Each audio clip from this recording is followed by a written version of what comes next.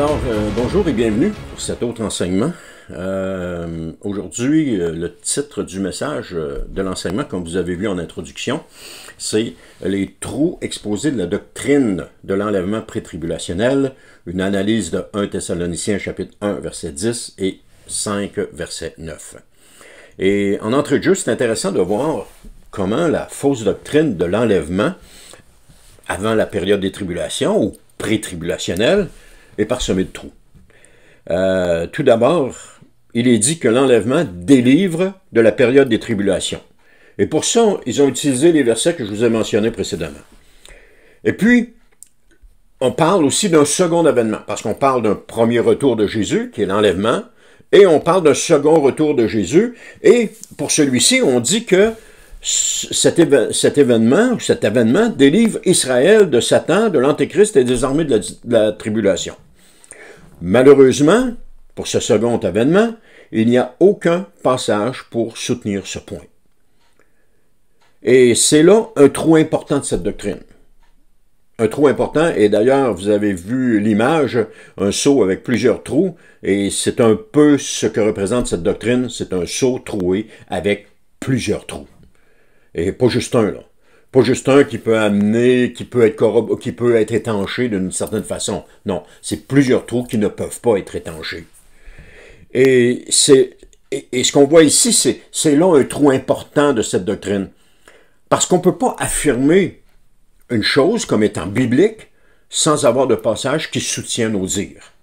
C'est la base même de l'herméneutique.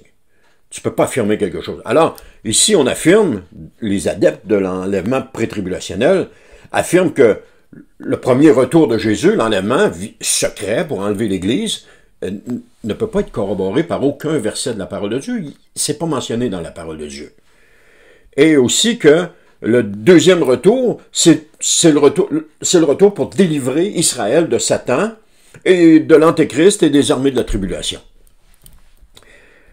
Quoi qu'il en soit, regardons ce que nous enseigne 1 Thessaloniciens chapitre 1, verset 10 et 5, verset 9. Et regardons pour voir s'il corrobore bien ce qui est avancé par les adeptes de cette fausse doctrine. Alors 1 Thessaloniciens 1, 10 nous dit « Et pour attendre que revienne du ciel son Fils, qu'il a ressuscité Jésus, qui nous délivre de la colère à venir. » Ce texte, au premier abord, nous parle de deux choses. 1. La colère à venir. 2. La délivrance. La colère à venir fait toujours référence au jugement divin qui sera exécuté lors du jour du Seigneur, comme nous le mentionne 1 Thessaloniciens chapitre 5, versets 2 à 3, et de la condamnation finale des impies. La délivrance, elle, de son côté, ne désigne pas spécifiquement un enlèvement, mais plutôt le salut offert par Jésus à ses disciples, les épargnant du jugement divin grâce à leur foi en lui. Donc, la colère à venir fait référence au jugement final que Christ va exercer sur les habitants de la terre, et la délivrance fait référence au salut offert par Jésus à ses disciples. Dans les deux cas, ils ne font aucunement référence à un enlèvement avant la période des tribulations. Maintenant, si on regarde le contexte élargi de ce passage, on constate que l'apôtre Paul rappelle aux Thessaloniciens que leur foi en Christ les préserve de la colère divine.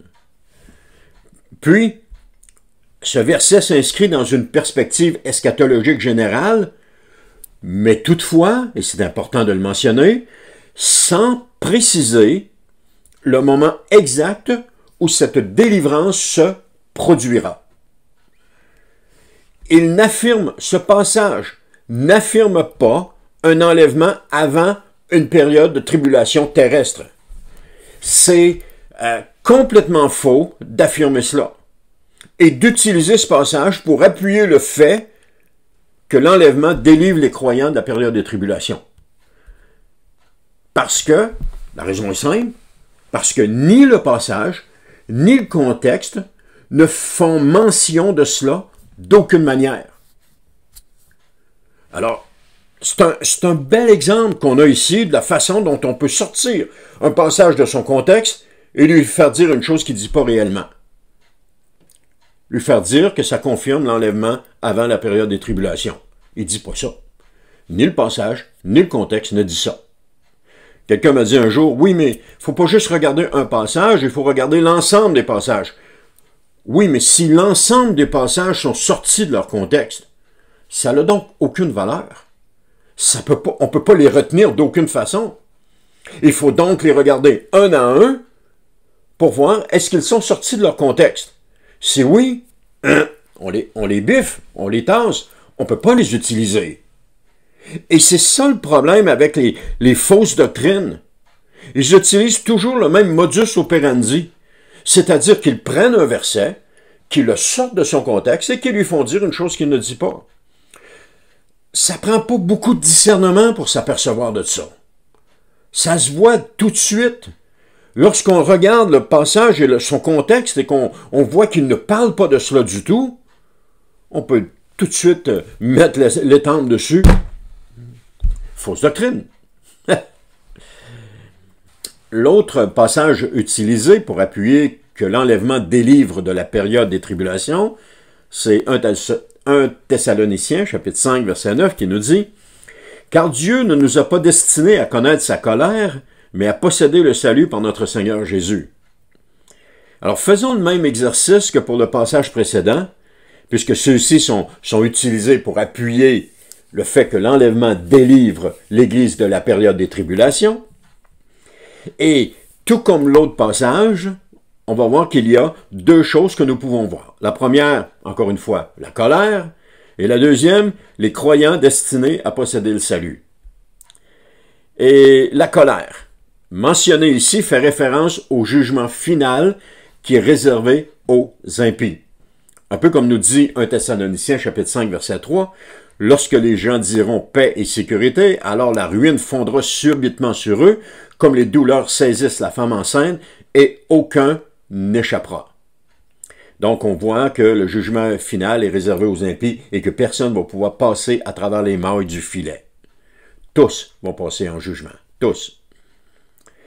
Et les croyants, au contraire, eux, sont destinés au salut, une réalité déjà acquise par leur foi en Christ et qui se manifestera pleinement lors de son retour. Salut, ça signifie délivrance. Donc, ils sont délivrés du châtiment éternel qui va fondre sur les impies. Alors, les enfants de Dieu, les chrétiens, les croyants, sont délivrés de cela à cause de leur foi en Jésus.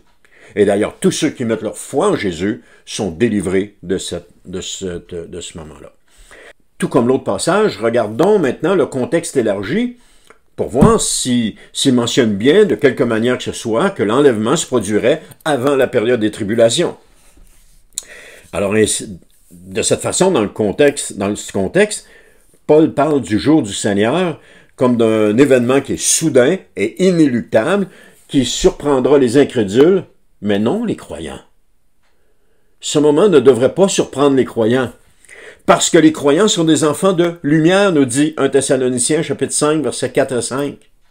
Donc, il ne peut pas surprendre les croyants.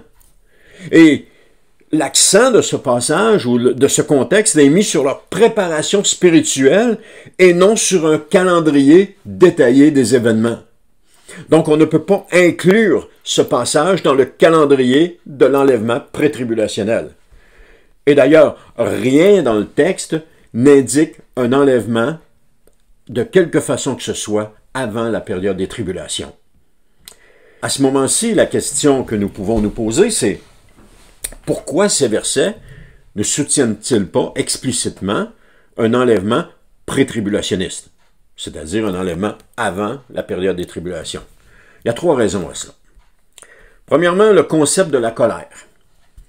Dans le contexte biblique, la colère désigne le jugement final de Dieu. La colère ne désigne pas exclusivement une période spécifique de tribulation sur la terre. Elle désigne le jugement final de Dieu. Alors, quand on parle de la colère de Dieu, on ne parle pas des tribulations, on parle du jugement final de Dieu.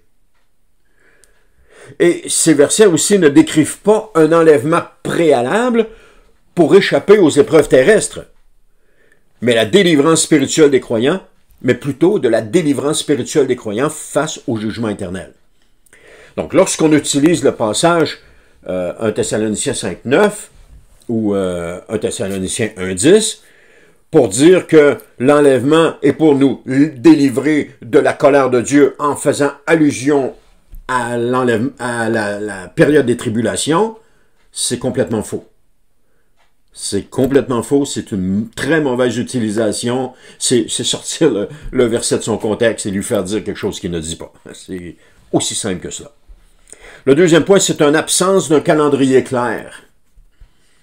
Les passages n'établissent pas, les deux passages qu'on a vus, n'établissent pas de chronologie précise concernant le retour de Christ et la manière dont il protégera ses disciples. C'est pas mentionné.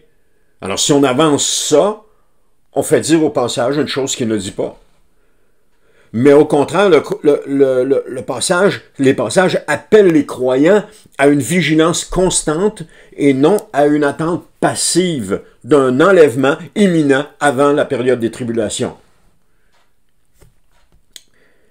Et d'ailleurs, on parle de période des tribulations, mais ça aussi, ça doit être remis en perspective parce que ça fait partie aussi de la fausse doctrine. On dit que les fausses doctrines sont comme des loups.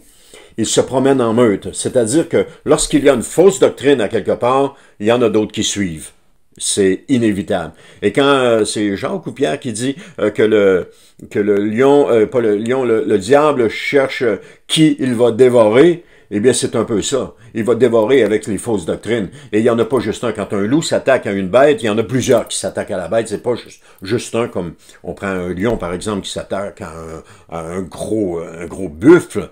Il va s'attaquer tout seul au buffle et les autres ne s'attaquent pas après, là. Il est tout seul à s'attaquer après. Alors, c'est un peu la même chose. Et le troisième point, c'est le thème principal. Le but principal de ces versets est d'encourager les croyants à tenir ferme dans l'espérance du salut en Christ et à ne pas craindre le jugement à venir grâce à leur foi en lui. Oui, nous allons tous passer en jugement. C'est ça que la Bible dit. Mais on n'a pas à craindre le jugement parce que nous avons mis notre foi en Jésus. Et comme Jésus dit, il va séparer les mauvais d'avec les bons, et puis il va dire aux bons, venez, entrez dans la joie de votre maître. Donc, en conclusion, 1 Thessaloniciens, chapitre 1, verset 10, et chapitre 5, verset 9, parlent de la délivrance des croyants face à la colère divine et au jugement final. Et la colère divine n'est pas la période des tribulations. Ça fait référence au jugement de Dieu.